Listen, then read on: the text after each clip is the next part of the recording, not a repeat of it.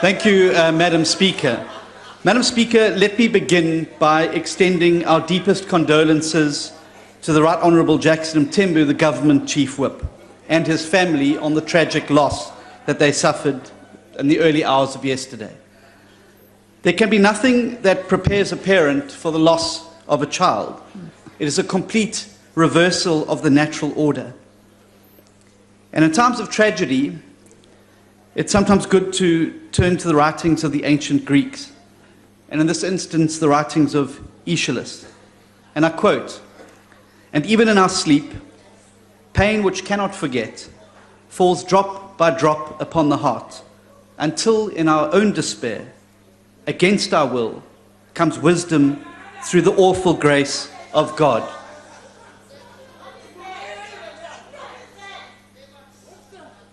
Order, honourable members.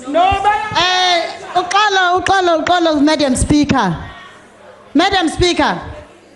On what point are you rising? Please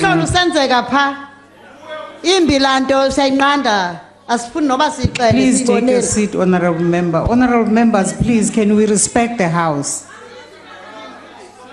Can we just respect this last sitting in this term?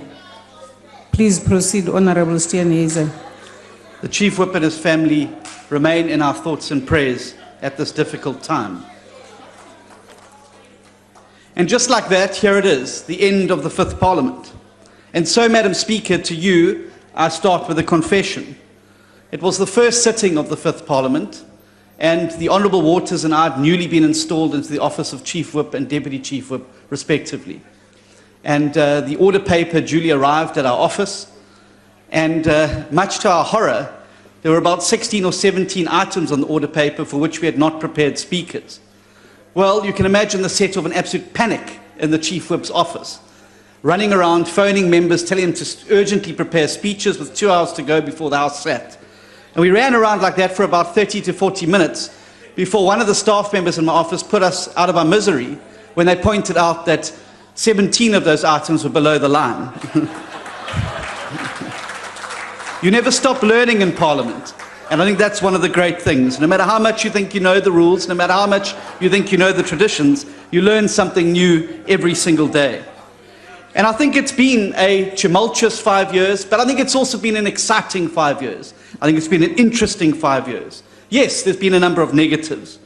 One of my greatest regrets is to see the violence that has permeated Parliament, the use of fists rather than the force of argument. Madam Speaker, you've spoken about ethics, and I think that you were right to do so. And one, I think, of the biggest disappointments for me was to watch how the Ethics Committee in this Fifth Parliament collapsed, and it's something which we need to ensure is re-established very firmly in the Sixth Parliament to ensure that we can have the ethics and accountability by members of which you speak about. Ministerial accountability is also important. And I think there were far too many ministers who were absent for oral questions, who have not responded to written questions, and the attendance for important matters of being able to bring the people's business to the floor of Parliament, members' statements, motions, etc., has been very, very poor. I think our legislative agenda and the way in which we introduce, process, and get through legislation needs a complete overhaul into the Fifth Parliament. We've passed 100 bills, as you've said. I think this is probably one of the lowest legislative outputs since post-democratic Parliament was established.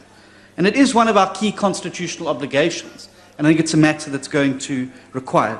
I also think there's been far too much focus in the Fifth Parliament on processing the business of the executive, and far too little attention focused on processing the people's business, the work that comes through from committees, from constituencies, making it to the floor of this House. But warts and all, I think that the Fifth Parliament has done a number of excellent things. I think it has re-established this House as the arena of executive accountability. It has again become the crucible of the national debate. It is no longer the boring place where people tune out on or tune into when they're trying to get to sleep at night.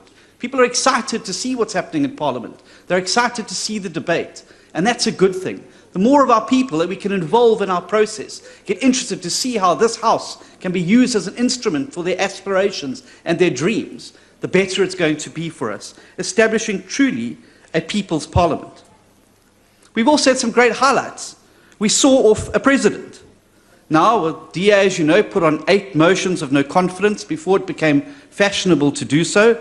But nonetheless, I think at the end of the day, one of the highlights that will stand out for me is that day in which we closed the chapter on the Zuma era and started to write a new chapter for our country. To my members in the DA, it's been a real privilege to serve as the Chief Whip of our caucus, to work with the 89 brave men and women who've sat on these opposition benches, leading the debate, putting the people's business forward. I want to say thank you to each and every one of you for your work and the support that you've shown us. I want to say thank you to the Chief Whips of all parties. I think the Chief Whips Forum and the Programming Committee particularly have been centres of excellence in this Parliament, where the partisan rancour has been able to be parked to one side and we have come together to act in the best interests of a Parliament and the people. No Parliament, no place like this can operate without some measure of cooperation between parties. And it must be something we nurture and foster going forward to ensure that our Parliament works better and gets through its work. So thank you to all of those who've played their role in that. I think that the 6th Parliament is going to offer a number of challenges. And we've got to learn from the things that we've experienced and the lessons in this 5th Parliament. They mustn't be lost. They must be carried forward into the 6th Parliament. I think we're going to have to resist, certainly in this next Parliament, a retreat from Parliament into a far more executive style of office, as the executive starts to try to claw back some of the ground that this Parliament has been able to make in the 5th Parliament. And we must resist that as members of Parliament with all that we have. We've got to keep this place as that arena of executive accountability. I also think that there's far more work that we can do in terms of oversight. And whilst both the Honourable Didiza and the Speaker have mentioned the high-level panel report, I think that the high-level panel report should actually be a low point for Parliament. Because essentially what that panel went out and did is the work that we as members of Parliament should have been doing over the course of this last period. We should have been testing the legislation that we've offered.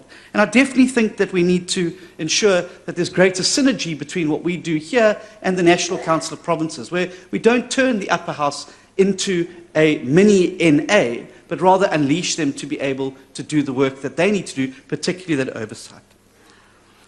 But for me, the biggest question is simply this, as I stand here at this podium on notionally the last day of the 5th Parliament, is that should we really be rising today at all? Our country today is facing a massive crisis. Load shedding is posing, I think, one of the biggest risks to our economy and to our advancement as a people going forward. None of the targets that we've set committees, none of the lofty ideals that the President outlined in the SONA, none of those ambitious programs and policies are going to come to anything if the lights are off, the factories are closed, and the shops are shut. It means waiters and waitresses who don't have restaurants open. It means factory workers who are going to be put onto short time. We should not be going home. We should be keeping this Parliament open until we've got answers to this crisis. There's things we can be doing. We could be passing the ISMO bill. We could be amending legislation to unleash solutions for this electricity crisis. The people are looking to us for leadership. And I think it's wrong that the People's House is going to, the lights are going to be off here in the People's House when we should be lighting that way forward for our nation as the people's representative. Now, yesterday the President unveiled the values on the steps, and I hope all members have seen them. Freedom and democracy, equality and diversity, unity and reconciliation, openness and participation, oversight and accountability, reconstruction, development, and cooperative governments. And I think they're a great new addition to our precincts. And as we descend the steps as we leave today, we must reflect on our shortcomings.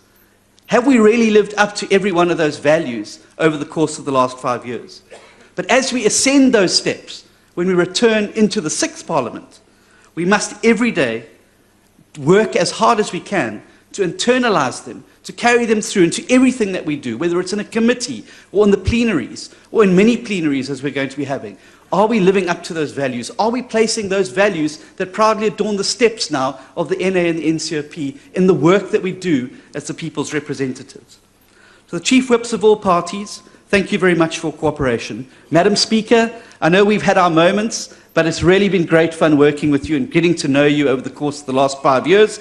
And I think we leave today a bit friendlier than we were when we started in the 5th Parliament, so I look forward to going to Cuba again with you.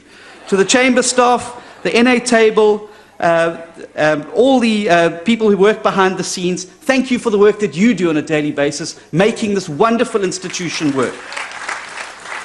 This is a special place, and we're all so proud and privileged to serve here in the last 5 years. It really is an honor. And so we look forward to seeing you after the election, where we come back bigger, bolder, braver, and stronger than ever before. Farewell. The Honorable Deputy Chief Whip.